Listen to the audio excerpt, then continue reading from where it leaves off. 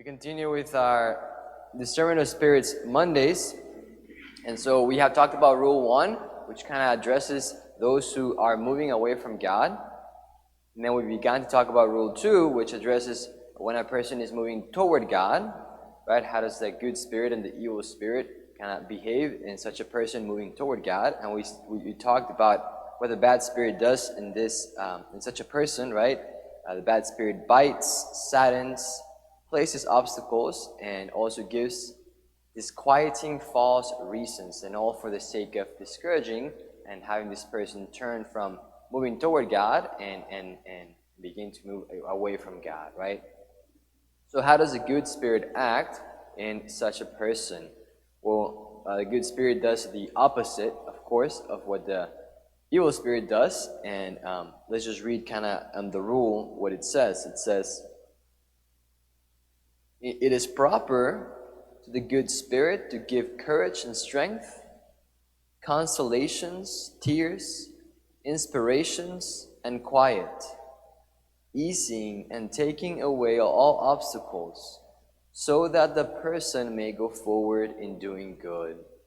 Let's just briefly kind of go through each of these things that the good spirit does. So, give courage and strength, right? So we could think maybe of a man who decides maybe to begin to come to daily mass once a week, right? And through this, new practice that he's doing, he finds, strength and maybe, new grace to fulfill just his duties in his life.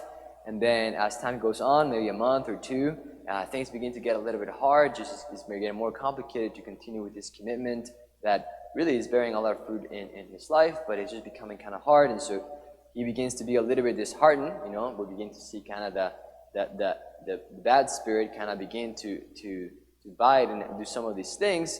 But then he continues with his commitment. He comes to Mass one day, and then something maybe through the Psalm, right, that says, "The Lord is my strength," right? This man is pierced and just, right, he's really encouraged and strengthened in his commitment, and just realizes just how much fruit this has borne in his life. And oh yeah, maybe it's been a little bit hard the past few weeks, but just how really good it is for him. He has that clarity.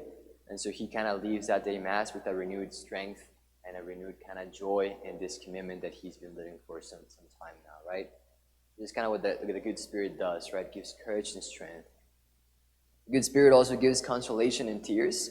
And so we're going to talk more about this in Rule 3, which is actually just dives into the reality of consolations. But a consolation is like a heartfelt experience of God's love, right? That kind of gives you energy and uplifts you, right? And helps you to continue to go forward in the spiritual life, right? A heartfelt experience, right? And so the good spirit does this. The good spirit gives us consolations, heartfelt experiences of God's love. And these often are paired with tears. And so tears can sometimes be, this type of tears are like very healing and strengthening tears, and can be kind of like an outward manifestation of that inner consolation that one is experiencing. The good spirit also gives inspirations. So an inspiration is basically just kind of this spiritual clarity about something. So maybe one is reading a spiritual book and one receives spiritual clarity about how to continue to go forward in a particular situation. One is inspired to realize, I just need to continue to be patient with this relationship, right? One receives that inspiration of giving spiritual clarity, like the Lord is inviting me to patience, and so one continues to go forward. Or maybe one receives inspiration of trust in a certain difficulty, and so one has spiritual clarity as to how to move forward, just moving forward, trusting the Lord. So that's inspiration. The good spirit also gives quiet, and this kind of has to do with quiet of heart, just kind of peace of heart. Just yesterday, had a little of adoration with the youth, and I asked them after, what was your experience? And multiple of them said, I just felt a lot of just peace, right? This is it, the good spirit moving, right, and giving this gift of quiet. Right, so these are different things, different ways in which the good spirit moves in a person who's moving towards God. And all this, it's done, as kind of the end of the rule says, it's this so that the person may go forward in doing good, right? So the good spirit wants to encourage that movement of going towards God and to affirm it and push it even further, right?